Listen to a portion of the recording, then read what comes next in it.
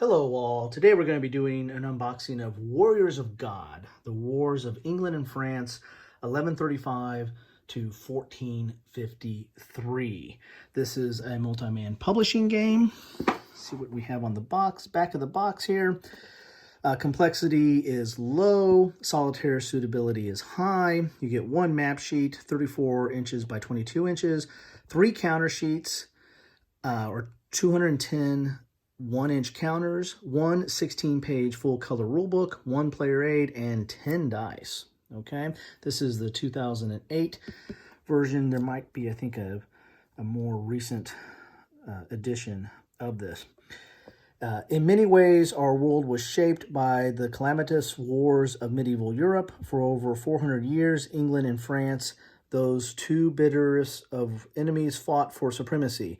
Some of the most famous names of history carved out their reputation on these battlefields, from Richard the Lionheart to Joan of Arc. Multi-Man Publishing is proud now to present Warriors of God, a low-complexity game covering the important period. Lead dozens of renowned knights and kings and knights as you take on the role of England or France and seek to change destiny. Okay, so let's get in the box here. See what we have here. Your standard Multi-Man Publishing box. I believe this is 1 inch. Okay, get your box.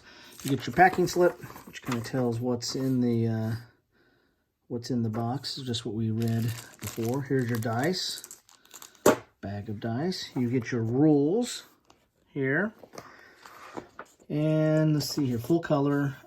Not wild about the background color. It makes it a little bit hard to read, but you get the rules here. 16 pages.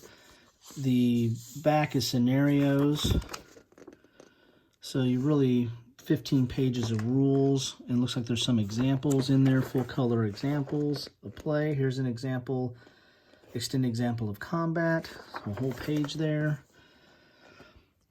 You know, a lot of text, but not, doesn't look like it's overwhelming. I don't think this is that complicated of the game. Plus, there's a lot of full color examples of play there.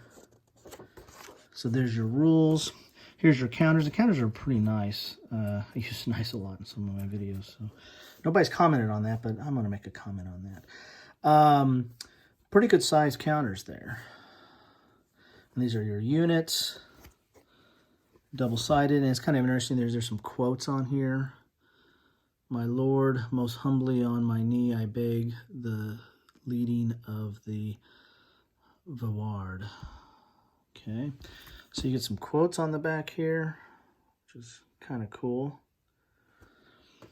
Let's see, let's get to the more counters here. There's a player aid. Not the thickest of paper, but not thin. It's a little bit big, more a little bit thicker than what you normally have for a map, maybe. It's got your possible action, sequence of play, special units, kind of a battle example there. Here's more counters, and here's like your leaders. This is a very leader-driven game, so your leaders are going to have different numbers on there that basically shows their ability to lead troops. How many troops they can lead, how many troops can they lead into actually commit to battle, and you know, you have your various different troops that are going to be underneath them. So all your famous leaders of the period. This is kind of during the 100 Wars period of time. And sure, there's Joan of Arc in there. Not jumping out at me. And I believe like Robin Hood might actually be represented in here in some manner or fashion. So you've got some different leaders there. Here's the map. And we'll get some more counters. Look at these counters here. Whoop, more counters. There's your control counters. They come out pretty easy, as you can see. And we have, here's your victory points. And I believe it kind of has a scale on victory points. Maybe not. I'm not sure about that. It's been a while since I played. This is from another of Warriors. I think it's Warriors of Japan which I think I should grab that. I think I have that game. And it's from, there's Robin Hood right there. So your counters, and then another sheet of counters with more of your regular units. And these probably just represent strength points when you're doing combat. Another player aid, which is similar to the other player aid. And then you get the map here. And it's a good size map. It's 34 inches. It's not your standard size map, so it's kind of long. It kind of looks kind of a little bit of old yellowish color to it.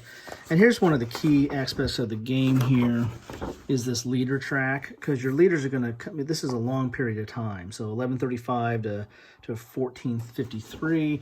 So nobody's going to live, none of your leaders are going to live that entire time unless they're Methuselah. So you're going to have to roll to see what happens to your leader, and as the time goes on, it's going to be more likely that your leader's going to, you know, expire, or go the way of the dodo, and not be around anymore. And so a lot of this game is managing your leaders, figuring out who's coming into play, when you think you're going to lose somebody, who's going to take over that command, and how you're going to keep up your attacks. So not a lot of information on the board. I mean, this isn't a tactical game. This is, you know, large swaths of time, and so you're basically just trying to control areas, and it's really just focused on the battle between the battles or wars between England and France during this period, you know, the 100 Years' War. So you're going to be, you know, moving large groups of units to do combat over these areas, and then try to control these areas and put your, you know, control marker, whether you're England or whether you're France. See, those come out really, really easy. So so that's the game. Here's your victory point track, your elimination chart, what happens to your leader, here's your initiative. So it doesn't look overly complex.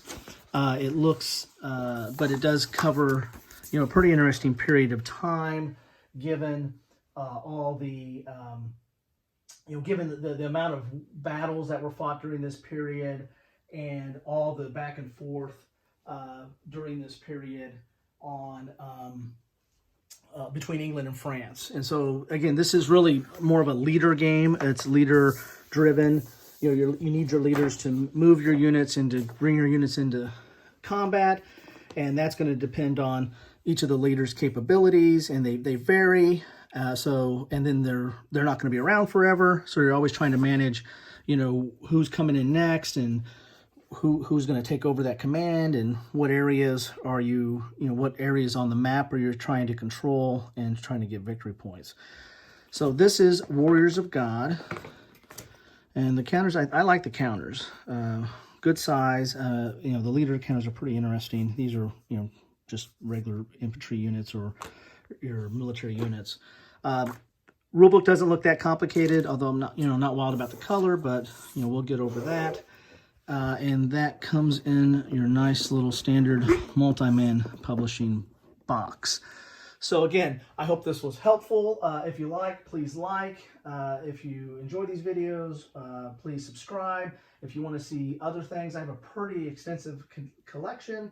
So I'm not, you know, limited to just new games that I get or unbox. So if there's, you know, you can check me out on Board Game Geek under NAP 16. Again, have lots and lots of games. If you see something you want me to go into or do a deeper dive in or explore on, then please let me know. Love to see your comments in any regard. So hope you find this helpful, and have a good one.